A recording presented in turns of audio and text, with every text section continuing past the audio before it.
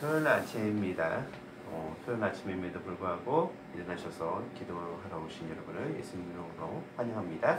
자, 기도하고 시작하겠습니다. 하나님 감사합니다. 오늘 아침에도 저희에게 하나님 앞에 나올 수 있는 특권을 주셔서 감사합니다. 기도할 수 있는 특권을 주셔서 감사합니다. 이 시간을 저희가 최대한으로 활용해서 하나님 말씀을 듣고 기도를 하는 또 영성이 풍부해지는 하루가 되게 해 주옵소서. 예수님 이름으로 기도드립니다. 아멘. 네. 자, 오늘은 요한복음 9장 실로암 사건에 한번 가보도록 하겠습니다. 9장 1절부터 말씀입니다. 계속 교독하도록 하겠습니다. 소리 잘 들리시죠? 네.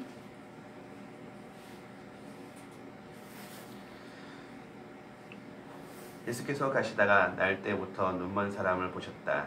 예수께서 물으셨다. 제자들이 예수께 물었다. 선생님, 이 사람이 눈먼 사람으로 태어난 것이 누구의 죄 때문입니까? 이 사람의 죄입니까? 부모님의 죄입니까? 예수께서 대답하셨다. 이 사람이 죄를 지은 것도 아니요 그의 부모가 죄를 지은 것도 아니다. 하나님께서 하시는 일들을 그에게서 드러내시는 것이다. 우리는 나를 보내신 분의 일을 낮 동안에 해야 한다. 아무도 일할 수 없는 밤이 곧 온다. 내가 세상에 있는 동안 나는 세상의 빛이다. 예수께서 이 말씀을 하신 뒤에 땅에 침을 뱉어서 그것으로 진흙을 개어 그의 눈에 바르시고 그에게 실로암 못으로 가서 씻으라 말씀하셨다. 실로암은 번역하면 보냄을 받았다는 뜻이다. 그 눈먼 사람이 가서 씻고 눈이 밝아져서 돌아왔다. 이웃 사람들과 그가 전에 거지인 것을 보아온 사람들이 말하기를 이 사람은 앉아서 구걸하던 사람이 아니냐 하였다. 다른 사람 가운데 이 사람이 그 사람이다 하고 말하는 사람도 들어있었고 또 더러는 그가 아니라 그와 비슷한 사람이다 하고 말하기도 하였다. 그런데 눈을 뜨게 된 그 사람은 내가 바로 그 사람이요 하고 말하였다. 사람들이 그에게 물었다. 그러면 어떻게 눈을 뜨게 되었소? 그가 대답하였다.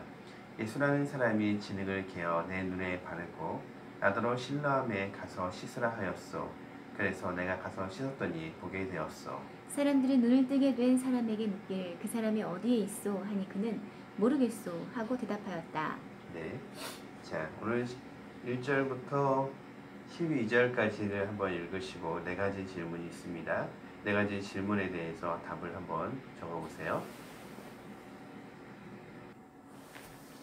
자, 문제를 풀어보셨죠? 그러면 네. 문제를 읽고 답을 한번 같이 보도록 하겠습니다.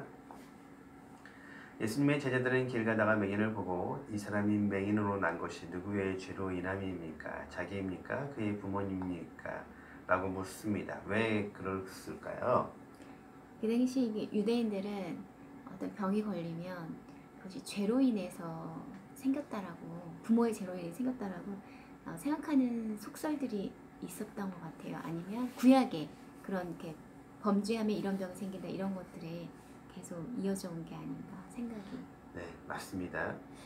우리 그 고대 유대교 안에서 이 문제에 대한 답을 찾을 수 있죠. 유대 랍비들은 창세기 25장 22절을 근거로 부모의 죄 때문에 자녀들이 죄가 전달된다라고 보기도 했고 또는 부모나 그 이전 세대가 죄가 있으면 태어나는 아기가 죄로 영향을 미친다라고 이야기를 하기도 했습니다.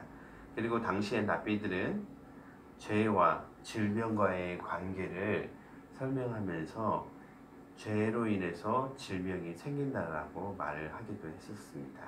그래서 예수님의 제자들도 당시의 사람들이기 때문에 그런 질문을 했던 것으로 보여집니다. 자, 여기에 대해서 예수님의 답변은 무엇인가요? 죄가 때문이 아니라 하나님의 영광을 드러내려고 그렇게 태어난 것이다 라고 했습니다. 네, 맞습니다.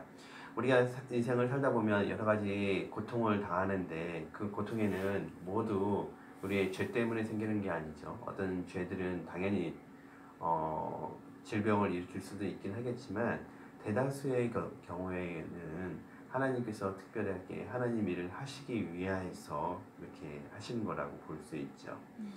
자, 세 번째, 맹인이 치료되기 위해서 두 가지가 필요했습니다. 무엇들인가요? 6절, 7절에서 얘기하고 있습니다.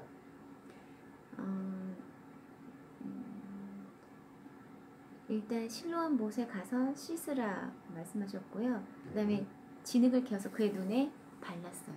네, 두 가지가 있었죠. 첫 번째, 침을 뱉어서 진흙을 이겨서 예수님이 발라주신 거. 예수님의 첫 번째 행동이 있었다고 우리가 볼 수 있어요. 자, 우리가 모든 병을 낫는데, 모든 우리의 고통을 씻는데, 절대적인 것은 하나님의 주권이 우선순위라는 것을 설명해 주고 있는 거예요. 하나님께서 하시지 않으면 거기에 대해서 우리가 해결할 수 있는 방법은 없다. 오늘 예수님께서 침을 뱉어서 진흙을 이겨 사용하신 것은 하나님께서 인간을 창조하셨을 때 흙으로 인간을 창조하신 것하고 비교해 볼 수 있는 것이죠. 인간을 만드신 분이 하나님이시기 때문에 인간의 문제를 해결하시는 것도 역시 하나님의 손에 있다는 거예요. 자, 치료에 있어서 우선순위 제일 첫 번째는 하나님이시다. 두 번째는 실로암 못에 가서 씻으라. 그래서 실로암 못에 가서 씻음을 하죠. 자, 두 번째는 거기에 대한 순종이죠. 우리가 쉽게 얘기해서 병원에 갔을 때도 첫 번째 병이 났다는 걸 알았으면 병원에 가는 게 필요하죠. 그래 가서 의사 선생님의 진찰을 받는 것이 필요하고, 두 번째 의사 선생님이 약을 처방해 주죠. 그러면 그 약을 약국에 가서 받아서 먹어야 돼요. 지금 예수님이 처방전을 주신 거하고 똑같은 거죠. 처방전을 줬는데 이 말에 순종하느냐 순종하지 않느냐에 따라서 그 병이 낫고 안 낫고가 달라지는 거죠. 우리 인생을 살다가 어려움을 만났을 때 그 어려움을 해결책은 하나님 앞에 있다라는 거, 그리고 그 어려움을 해결하기 위해서 내가 하나님 말씀에 순종해야 된다는 것을 이 소경 9장의 이야기에서 우리가 배울 수 있는 것 같아요. 자, 네 번째 질문. 눈을 뜬 맹인은 38년 된 중풍병자 5장 10절에서 15절에 나왔었는데, 이 사람과 이 맹인과 차이가 있어요. 어떤 삶의 태도에 차이가 있었죠? 이 눈을 뜬 사람은 자신을 고쳐준 분이 예수라는 걸 알고 있었고, 그리고 자신이 나은 거에 대해서 상당히 놀라고 있었고 정확히 알고 있었고요. 이 38년 된 중풍병자는 자기가 나은 것보다도 그 고쳐준 사람이 누구냐라는 질문에 예수님을 고발할 거를, 그 사람들이 원하는 질문에 답을 주려고 하는, 고발을 하려는 마음이 있었다는 거죠. 네. 요한복음 5장 10절 15절을 보면 큰 차이가 있어요. 첫 번째는 중풍병자 이 사람은 예수님이 누군지도 모르고 있었다는 거, 자기를 고쳐준 사람이 누군지도 모르고 있었다는 거죠. 근데 오늘 읽은 요한복음 9장에서는 이 맹인은 자기를 고쳐주신 분이 예수님이라는 것을 정확하게 알고 있었다는 거, 이게 가장 큰 차이점이고, 그리고 두 번째 얘기한 것처럼 그 중풍병자 이 사람은 예수님에 대해서 알자 바로 가서 예수님이 누구인지 이야기하는 장면이 있죠. 자, 그렇게 보면 우리가 병을 낳은 두 사람이 똑같이 병을 낳았는데, 어떤 사람은 하나님께 영광을 돌리고 어떤 사람은 하나님께 영광 돌리는 대신에 자신이 뭔가를 했다라든지 또는 무슨 의사가 잘했다든지 이런 식으로 돌리는 태도를 우리가 볼 수가 있는 것 같아요. 우리 삶에 있어서 질병 또는 고난 또 어떤 문제들 있어서 다 마찬가지죠. 그 문제를 해결하시 주신 분은 하나님이신데, 하나님 앞에 진짜 영광을 돌리냐 안 돌리냐는 우리의 신앙과 우리의 삶의 태도와 관련되어 있는 것 같아요. 오늘 본문 속에서 보이는 이 소경은, 이 맹인은 이런 부분에 있어서 아주 훌륭한 사람이라고 이야기할 수가 있는 것 같아요. 자, 실로암 못에 가서 씻어라. 이 이야기를 가지고선 한 주석가는 이런 이야기를 했어요. 이 실로암 못은 뜻이 보냄을 받았다, 보냄을 받은 자. 이 보냄을 받았다, 보냄을 받은 자는 오늘날 얘기하면 선교사지 않나. 자, 그래서 어떤 학자들은 이렇게 표현했어요.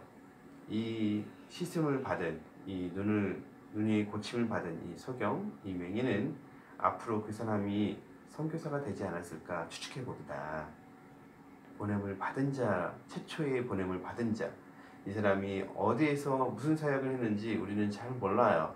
하지만 이 사람이 전체적인 맥락을 볼 때 이 사람은 예수님을 개인적으로 만났고 예수님을 믿었으며 예수님을 위해서 인생을 사는 사람이 되었을 거라고 충분히 추측해 볼 수 있을 것 같아요. 오늘 우리가 이 소경의 이야기를 통해서 우리의 삶을 다시 한번 점검하면 좋을 것 같아요. 우리도 보냄을 받은 자이죠. 선교사로서 삶을 살았고 앞으로 선교사로서 더 삶을 살아야 되죠. 그러기 위해서 우리가 만나는 모든 역경과 고난과 질병, 어려운 문제들을 볼 때마다 하나님 앞에 먼저 나아가는 것, 그리고 하나님 앞에 순종함으로 그 문제를 해결받는 것을 경험해 보기를 예수님 이름으로 축원합니다. 기도하겠습니다. 하나님 감사합니다.